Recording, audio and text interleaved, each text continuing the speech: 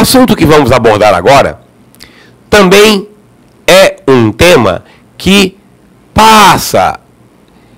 aparece em todas as nossas aulas, que são as taxas de juros e os índices de inflação.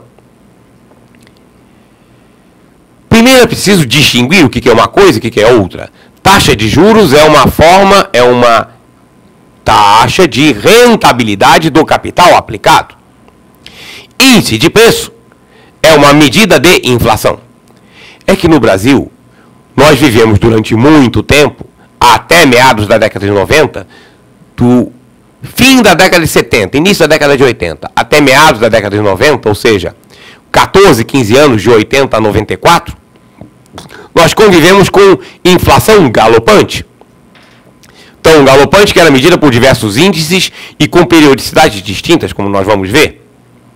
Então, naquela situação, onde todo mundo precisava proteger o seu dinheiro da corrosão inflacionária, muitas vezes as pessoas confundiam taxa de juros com índice de preço, achava que aquele juro era uma correção monetária, era uma atualização do valor.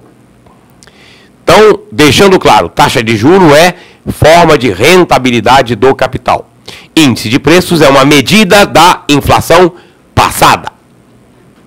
Vamos então ver quais são as taxas de juros e quais são os índices de preços mais importantes do mercado financeiro brasileiro.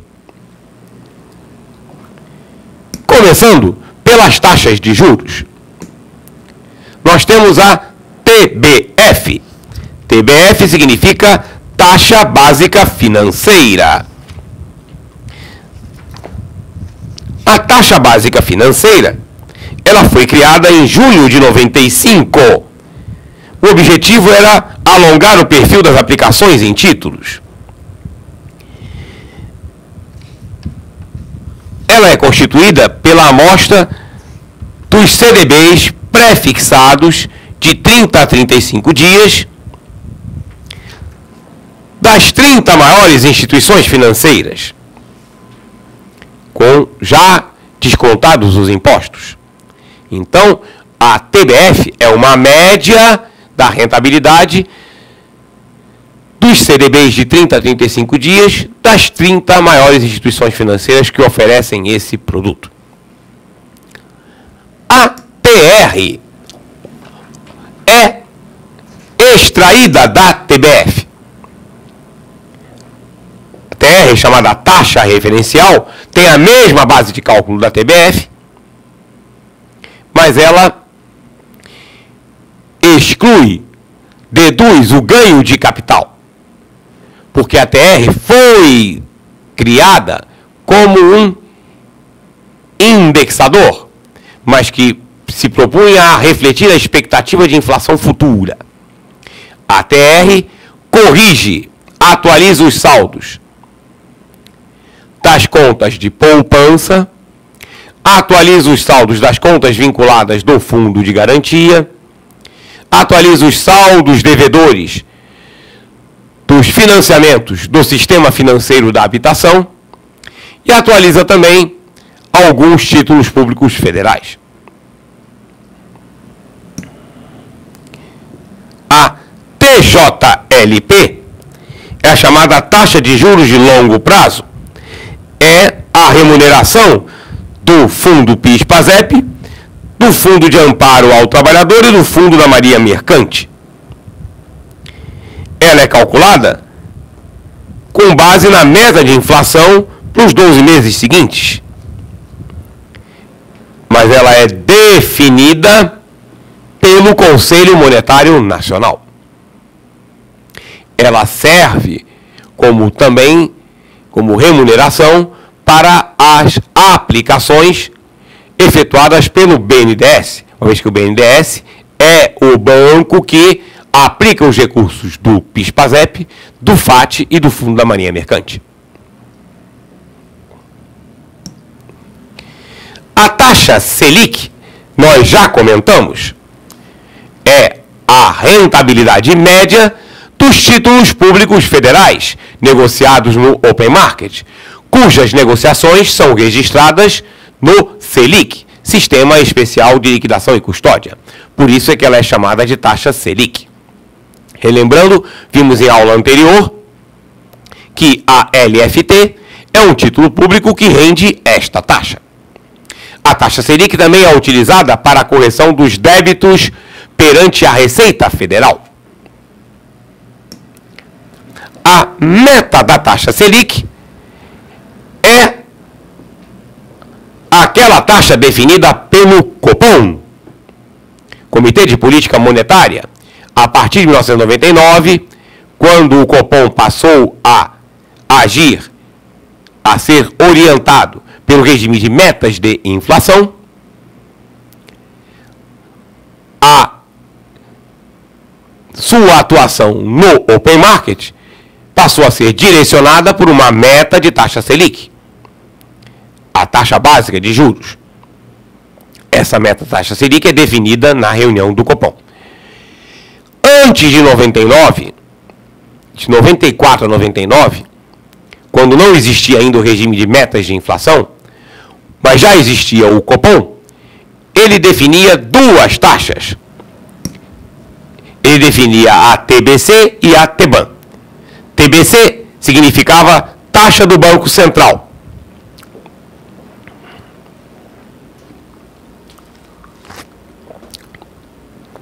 A TBC era o que hoje é a meta da taxa Selic. A TBC era uma taxa de referência para o mercado monetário.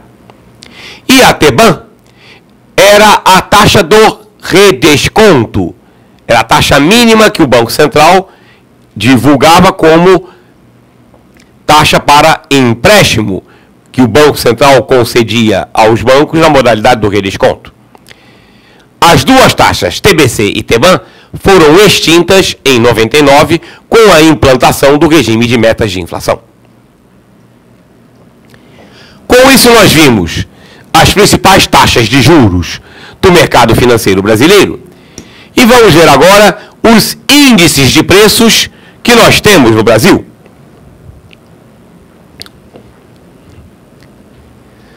E aí vamos com calma, porque nós temos um monte de índices de preços com metodologias distintas, períodos de apuração diferentes, apurados por instituições diferentes. Isso é uma consequência, uma herança do período de inflação galopante, de inflação desenfreada, que aí era necessário que a gente tivesse várias bases de comparação para ter uma ideia mais precisa de qual era o tamanho da inflação, porque ela estava sempre crescendo. Hoje em dia, os diversos institutos apuram percentuais bastante semelhantes, mesmo mudando a metodologia ou mudando o período de apuração. Mas houve épocas em que você apurar a inflação de 1 a 30 era uma coisa e apurar de 15 a 15 era outra, porque a inflação estava subindo muito, ela variava de mês para mês, de uma forma muito intensa, muito forte. Vamos então ver quais são os índices de preços do mercado brasileiro. Começando pelo ICV do DIEESE. ICV significa Índice de Custo de Vida, calculado pelo DIEESE, Departamento Intersindical de Estatística e Estudos Socioeconômicos. Ela é calculada, o ICV é calculado na região metropolitana de São Paulo. É o índice mais utilizado como referência para as negociações salariais, porque o DIEESE é uma instituição que goza de bastante credibilidade no meio sindical, até porque é um departamento intersindical de estudos socioeconômicos e estatísticos, e porque houve no passado várias vezes manipulação dos índices oficiais de preços. Essa, inclusive, foi uma das razões da criação do DIEESE, foi uma das bandeiras do DIEESE, foi a transparência e a veracidade nas apurações dos índices de preços.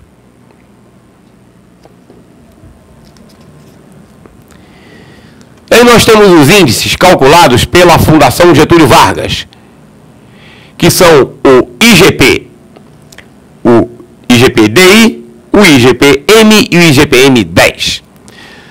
Vamos por parte na nossa sopa de letrinhas. IGP-DI significa Índice Geral de Preços, Disponibilidade Interna. O IGP, são 3 IGPs, já comentamos, vamos aparecer na tela os 3. Os 3 IGPs são índices compostos. O IGP é um índice composto por 3 índices. Composto por um índice de preços no atacado, que mede a variação dos preços dos insumos e bens intermediários adquiridos de uma empresa para outra, e dos preços de atacado. O índice de preços ao consumidor, que é o índice de preços ao consumidor final, também apurado pela própria Fundação Getúlio Vargas, e o Índice Nacional da Construção Civil, que mede o preço dos insumos da construção civil. Então, o IGP é um índice composto por outros 3. –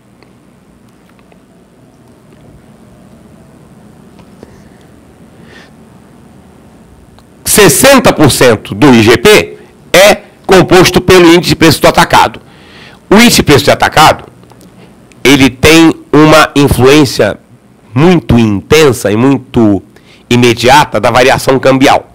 Por isso que o IGP, nas suas 3 versões, é o índice que é mais sensível à cotação do câmbio. Qual é a diferença entre os 3? É o problema de período de coleta. O IGP-DI, ele é calculado, é apurado no mês corrente, de 1 a 30. Já o IGP-M, que é o mais conhecido, que é utilizado em muitos contratos privados, que foi utilizado inclusive como índice de correção de NTN. Ele é apurado do 21º dia de um mês ao 20º dia do outro. Então ele vai de 20 a 20. É o índice mais utilizado no mercado financeiro, o IGPM. E ainda existe o IGPM-10, que é da mesma forma que o IGPM, só que ele é calculado de 11 de um mês a 10 do outro. Essas diferenciações de período de coleta, elas são ainda também resquício do tempo da inflação desenfreada. Porque quando você tinha uma inflação muito grande e que crescia de mês para mês, a inflação de 1 a 30 dava um determinado parâmetro, a inflação de 10 a 10 dava outro, e a de 15 a 15 dava outro, de 20 a 20 dava outro, porque a inflação estava subindo. Então a comparação entre os diversos índices permitia saber não só qual era o tamanho da inflação, mas também qual era a perspectiva de comportamento futuro. Hoje em dia não é mais tão relevante o período de pesquisa, porque a inflação está dentro de parâmetros razoavelmente comportados. O IPC, tá? FIPE, é o índice de preços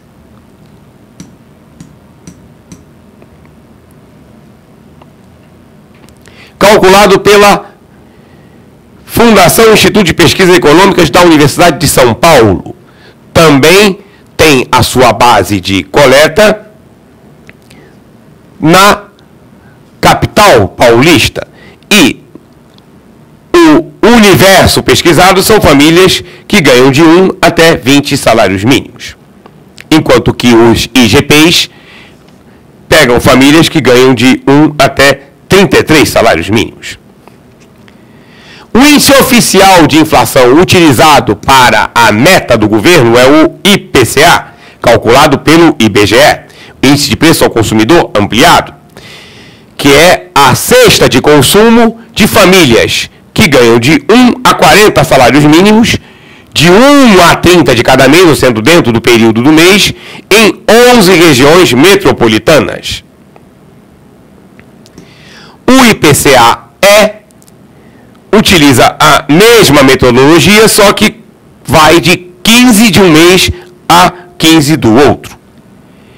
E existe ainda o INPC, que é de 1 a 30, que era o índice de inflação mais utilizado pelos cálculos oficiais até a sua substituição pelo IPCA.